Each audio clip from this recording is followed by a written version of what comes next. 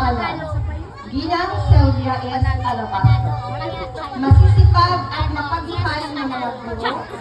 Mga katuwang namin sa paaralan ito, ang aming mga masisipag, mababait at masunurin ng mga LSA. Ang Pangulo ng School Parent Association, Ginang Ginita S. Idaugal. Sa ating punong barangay, Jeffrey S. Afansi. Butihing mga magulang, mga panauhin, at higit sa lahat, ang mga mag-aaral at nagsisipagtapos ngayong araw sa ating mga mag-aaral. Kundi isang patunay na ang sipag, tiyaga at determinasyon ay nagbubunga ng tagumpay. Ang ating panauhin ay dating mag-aaral ng Santa Cruz Elementary School at ngayon ay patuloy na naglilingkod sa paaralan bilang Learning Support Assistant. Sa ating dedikasyon at malasakit, siya ay tumutulong sa paghubog ng kasanayan at kaalaman ng mga mag-aaral at nagsisilbing gabay at inspirasyon sa kanyang kapwa-estudyante. Mga minamahal na guro, magulang at mag-aaral, ating pong bigyan ng masigabong palakpakan ang ating pangunahing pangdangan, Binibining Vanessa Ojeda, dating mag-aaral at kasalukuyang LSA ng Santa Cruz Elementary School. Maraming salamat po, ma'am. Di man na, kasi may balyuhan pala. Pangalibuan na losan. Pero ako maniwala. Thank you po, Ma'am Cora. Tsaka alapin mo maganda. Alapin mo maganda niya. Ano man sa ID, arag na bisa ka. Sit down. Sit down. Okay, sit down na po mga student. Thank you po, Ma'am Cora, sa pag-introduce po sa akin. Sa ating minamahal na tagapamahala ng paaralan, Mrs. Sylvia S. Alabastro, sa ating masisipag at dedikadong guro, kasama ang masisipag na LSA teacher, sa ating mga minamahal na magulang at pamilya. Akin din pong ina-acknowledge ang ating punong barangay captain, si Cap Jeffrey Afante, at ang ating pong SPTA, si Mrs. Ginita Idaugal. Hindi ko pa akong makalimutan. Muli sa ating mga minamahal na magulang at pamilya na naririto sa ating mga panauhin at higit sa lahat sa ating mga mag-aaral na magsisipagtapos ngayong araw. Isang mapagpalang gabi po sa ating lahat. Muli, isa pong mapagpalang gabi sa ating pong lahat. Thank you po. Ako po ay lubos na nagagalak at nagpapasalamat na nabigyan po ng pagkakataon magsalita sa espesyal na araw na ito. Hindi lang bilang paunahing pandangal, kundi bilang isang mag-aaral din ng Santa Cruz Elementary School. Isang paaralang humubog sa aming kaalaman, kakayahan at pagkatao. Wala po akong anumang maipagmamalaki sa aking pong sarili. Lahat po ng meron ako ngayon sa aking buhay ay mula sa ating pong Panginoon. Kaya nais ko po na siya po ay itaas sa oras pong ito. Kaya lahat po ng kapurihan ay sa Kanya lamang. Ang araw na ito ay isang napaka-espesyal na araw. Ito ang araw ng pagtatapos at pagkilala sa sipag, tiyaga at dedikasyon ng ating mga mag-aaral. Ngunit higit pa roon, ito ay araw ng pasasalamat sa mga naging bahagi na kanilang paglalakbay. Sa bawat batang nakaupo dito ngayon, May isang kwento ng pagsisikap, may kwento ng pag-aaral, ng pagsubok, ng pagtatiga, at sa bawat batang nagtagumpay, may mga taong tumulong sa kanilang maabot ito, ang kanilang mga guro at kanilang mga magulang. Kaya pwede bang ating palakpakan ang ating mga guro at mga magulang? Deserve po nilang palakpakan dahil sila po ang isa sa mga dahilan kung bakit po kayo naririto. Mga kaibigan na naririto, ang araw din pong ito ay hindi lamang pagtatapos. Ito ay isang bagong simula para itong pag-akyat ng isang bundok. Marahil napagod kayo, nahirapan at minsan ay nadapa, pero sa tulong ng ating mga guro at magulang, narating ninyo ang tuktok. At ngayon, handa na kayong umakyat muli sa mataas pang pangarap. Ang tema natin ngayon, Filipino graduates, prepared to lead with competence and character, ay nagsasabi na kayo ay handa ng maging batang leader. Sino po bang gustong maging leader? Mga graduates. Yan, meron pa lang gusto mga maging leader. Hindi lamang sa talino, kundi sa kabutihan ng ating puso. Bilang mga mag-aaral, natutunan ninyo ang maraming bagay kung paano bumasa, sumulat at magbilang. Iyan ang ating competence. Ngunit natutunan din ninyo ang mas mahalagang bagay, ang pagiging magalang, matapat, matulungin at may malasakit sa kapwa. Iyan naman ang ating character. Sa ating mga batang magtatapos ngayon, nais kong sabihin sa inyo, congratulations. Mga bata, nais ko pong magkwento o magbahagi ng konti tungkol sa aking karanasan nung ako ay elementarya. Nung ako po ay nasa elementarya, tulad din ninyo po ako. Ako rin ay isang batang pumapasok sa paaralan, dala ang aking bag, mga notebook at mga pangarap. Naalala ko po nung pumapasok po ako sa school, piso lang po ang baon ko. At sobrang saya ko po pag maging dos po ito. Kasi minsan lang po ako nagkakabalon dos, pirming piso. Pero malaking bagay na po yun sa akin. Nagbabaon din po ako ng kamote, kamoting kahoy, batag o kaya bungkukan. Isay po din yung mga nibalon pa niyan. Taas daw kamay. Daan na po. Daan na. Ako po, pinaka ko niya itong nibalon at sobrang ugma ko po nagako niya to kasi di ako mamutunaw. At di rin po ako nasasabog niya to kasi kadalasan po sa mga classmate ko, ako po mamabalon. Isiraran po kami minsan. So, minsan naman po, pumapasok po ako ng walang almusal. Daan na, puro pamahaw, eskwela na kasi dawa, di magpamahaw, daon po pamahawan sa bagoy. Kaya nilag na lang po ako niya ng school. Pero kagandahan po nun, isip po ng mga magulang ko na di po ako namamahaw. Piyataran po ni ako, iba ko pong ipatngod ning pamahawan or snack. Gusto ko rin pong i-share sa inyo na kami pong mag-iipatngod. Dakal po kami, 12 na mag-iipatngod po kami, graduates. Sino rin mga ako, aragsakan na 12 na mag-iipatngod? Parang mali yung mga parents nyo So, 12 po kami at ang 12 na po yan ay di rin po mga nagtapos. So, ay isa po, maliban sa isa, yung ating po si Ate Vivian. Ako po kaya, scholar, grade 6 na po siya sa Central School. So, siya lang po yung hindi po dito nag-graduate or katulad nyo po dito sa school, pero sa ibang school. Ngunit, hindi rin po naging madali ang aking pag-aaral. May mga pagkakataon na nahihirapan ako sa ilang asignatura.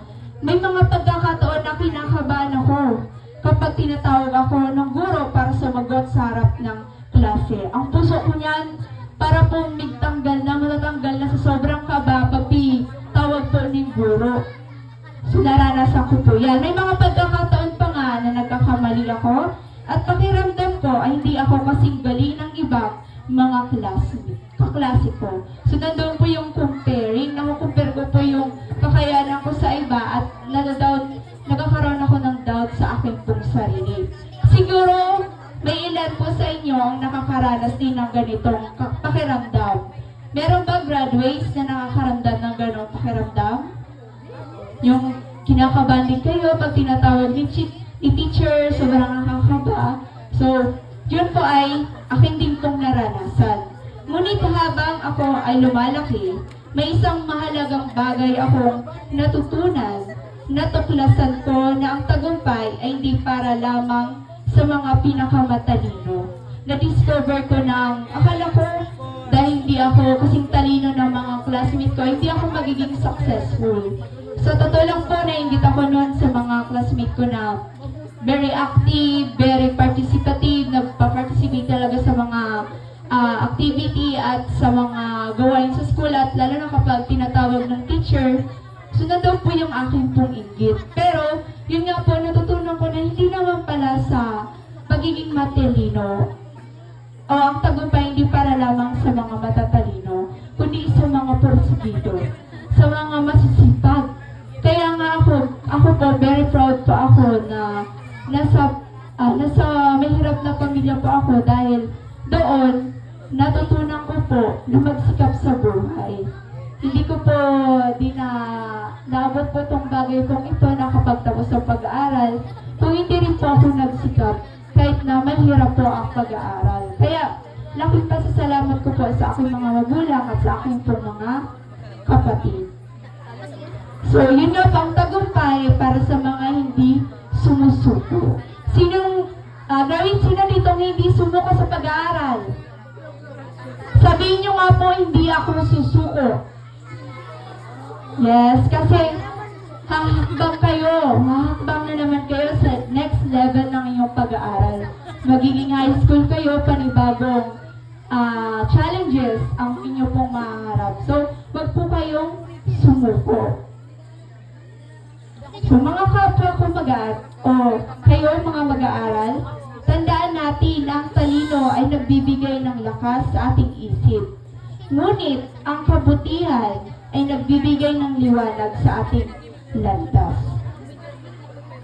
Mga graduates, nais ko po na ibahagi sa inyo ang 4 na mahalagang bagay na sana ay lagi ninyong tandaan. Una, mangarap ng malaki. Huwag kayong matakot mangarap. Maaring ngayon ay elementary pa lang kayo, ngunit balang araw, kayo'y magiging mga doktor, guro, engineer, piloto, police, nurse, o leader ng isang bansa o anumang gusto niyo o nais ninyo sa inyong paglaki. Ang mga pangarap ay nagsisimula sa murang edad. So, huwag niyo pong limitahan ang niyo pong mga pangarap. Sabi nga po ni SpongeBob, imahinasyon. Palawakin niyo po ang inyong pag-iisip, mag-observe po kayo at alamin niyo kung ano ang inyong gusto sa buhay. Naalala ko po nung elementary ako, si Ma'am Pritz po, tinatanong kaming mga classmates ko kung ano aming mga pangarap o nais namin maging paglaki. Yun po, may mga nagsasabi na gusto nila maging doktor, nurse, police, marami pang iba at yung iba po teacher. At bawat isa po na nagsasabi na gusto nila maging teacher, sinasabi po ni Ma'am Pritz na at mitokad ka. Arap sa amin tukad. So ako po nung sinabi ko, gusto ko rin maging teacher, ay mitokad man ka. So, totoo nga, Ma'am Pritz na nagitokad na rin po ako para po maging guro. Kaya, huwag niyo pong limitahan mga graduates o magkaroon kayo ng malaking pangarap sa inyo pong buhay. Pangalawa, huwag kayong susuko. Yes, sa buhay, hindi laging madali ang mga bagay. May mga pagkakataon na kayo ay may hirapan. May mga pagkakataon na kayo ay magkakamali. Ngunit tandaan ninyo, ang mga taong nagtatagumpay ay hindi yung hindi nagkakamali. Ang mga nagtatagumpay ay yung patuloy na bumabangon sa bawat pagkakamali. Yes po, magkakamali talaga tayo. Magkakaroon tayo ng mga failure sa buhay. Pero huwag kayong sumuko. Ako po marami akong naranasan ng mga failure, mga pagdadown din sa akin pong sarili. Gusto ko na po nung tumigil sa pag-aaral dahil sa mga problema sa kahirapan, pero hindi pa ako sumuko. Nandoon po yung aking pong dedikasyon, nais na makapagtapos ng pag-aaral. Kasi malaki po itong bagay. Kaya, graduates, huwag po kayong sumuko. Huwag po kayong tumigil sa pag-aaral. Pangatlo, igalang at mahalin ang mga magulang. Ang magulang ay unang gumagabay, sumusuporta sa atin sa lahat ng bagay. Sila din na nagsasakripisyo para sa lahat ng ating mga pangangailangan. Huwag silang kalimutan at ipakita lagi sa kanila ang pagrespeto. Alam niyo po ba, sabi po sa Bible, meron pong promise si Lord na kapag ginalang at minahal niyo ang inyong mga magulang, meron pong promise a blessing si Lord. Gusto niyo po bang basahin ko ang verse? Yes, okay. Ito po ay nakasulat sa Ephesians chapter 6, 1-3. Sabi ko, mga anak, magsitalima kayo sa inyong mga magulang sa Panginoon, sapagat ito'y matuwid. It is right po, mabuti. Igalang mo ang iyong ama at ina, na siyang unang utos na may pangako. Yes, ito po ay first commandment ni Lord na may blessing, may promise si Lord. At ito po yung kanyang pong promise. Upang yumaong kang mabuti at ikaw ay mabuhay na malaon sa lupa. Kung gusto niyo pong madagdagan ang iyong pong, tumagal ang inyong pong buhay at magkaroon ng maraming blessing, igalang at irespeto niyo po ang inyong pong mga magulang. Okay po ba yun, graduates? Sino gustong i-bless? Wala gusto? Yan.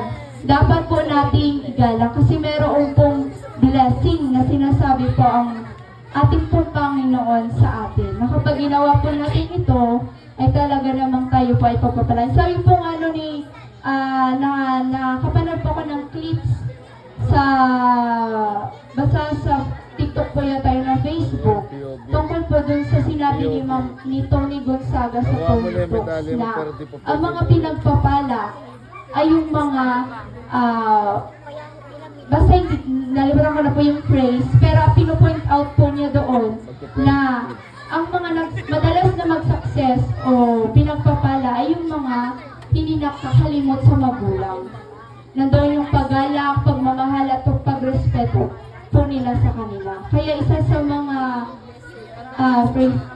na dapat ninyong gawin sa inyong pong buhay ay bigyan nyo po ng paggalang at huwag po kayong masyadong magparapapalibong sa inyong pong mga magulang. So yun po yung pangatlo. At pang-apat, isama ninyo ang Diyos sa inyong buhay.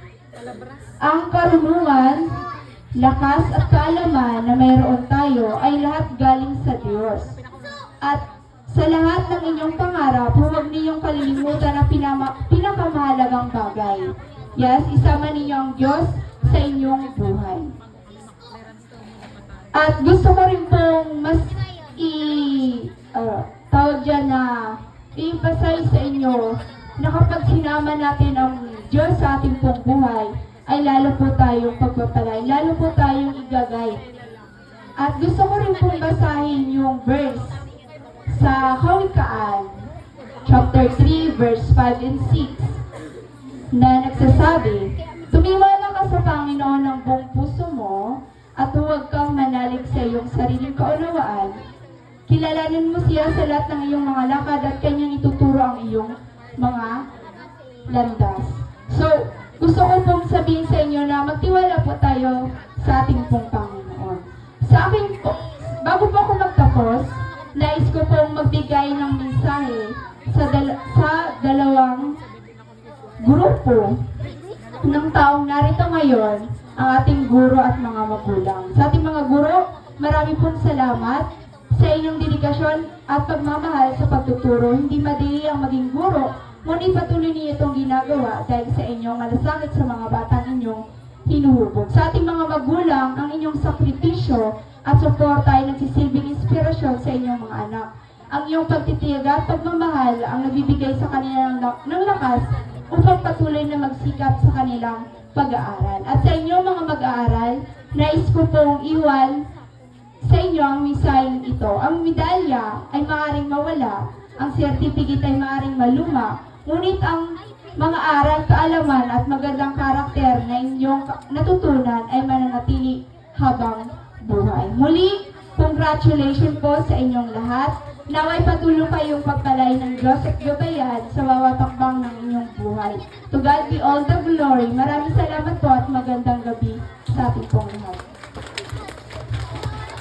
Thank you very much, Ma'am Vanessa.